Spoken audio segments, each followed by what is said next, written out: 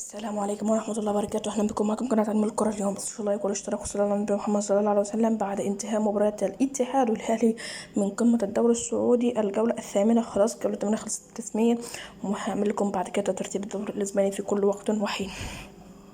نبدأ بالمباراة لسه منتهية حالا.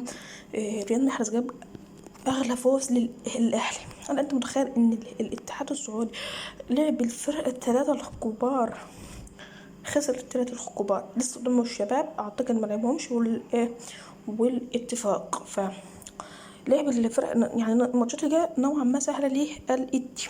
والاهلي السعودي خلص من من عقبه قويه جدا امام الاتحاد عشان يطلع في الترتيب الدوري، وهنجيله حالا بعد شويه وبعد لحظات. الماتش ده بتاع 1-0 بهدف رياض محرز الغالي زي ما قلت لكم. نيجي بقى للماتش اللي قبله، اللي كان بيلعب قبله طبعا الشباب والاتفاق. كانت دي برضه قمة على فكرة، اللي مش عارف دي قمة، وانتهت 1-1 للفريقين تعادل. للأسف كنت متوقع حد هيكسب، ولكن انتهت قمة الشباب اللي بدأ الأول بالتسجيل من عبد العزيز جمال العثمان، ولا هدف التعادل من ركلة جزاء جورجينيو فينالدو.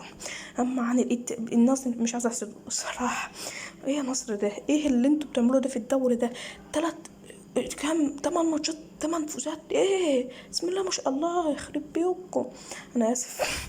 جاب الاول اهداف جبريل للنصر، واتى ونيوم طرد من عندهم واحد رودريجيز، وكانوا جايبين قبله جون احمد عبده جابر بس اتلغى اوف سايد. وكريستيانو رونالدو قرب يخش على 1000 هدف بركله جزاء، يسجل الهدف الثاني.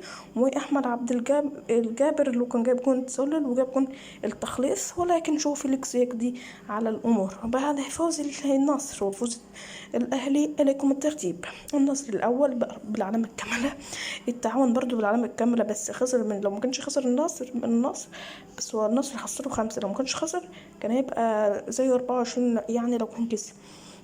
والهلال الثالث ب20 نقطة، الهلال بدأ يخش بالمنافسة. والرابع القادسية، والخامس ب17 نقطة. والخامس الأهلي بعد فوزه على الاتحاد بفوز غالي زي ما قلت لكم بقى عنده 16 نقطة. الخليج عامل موسم برضو حلو في المركز السادس ب14 نقطة.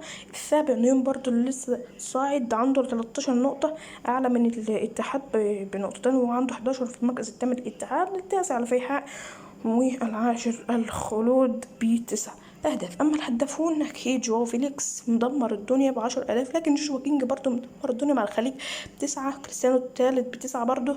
الثامن كوينيس مش عارف اسمه القادس، هو اسمه كوينيس جوليان خلاص في المركز الرابع. والمركز الخامس ماركوس ليوناردو. متنسوش اللايك والاشتراك. سلام.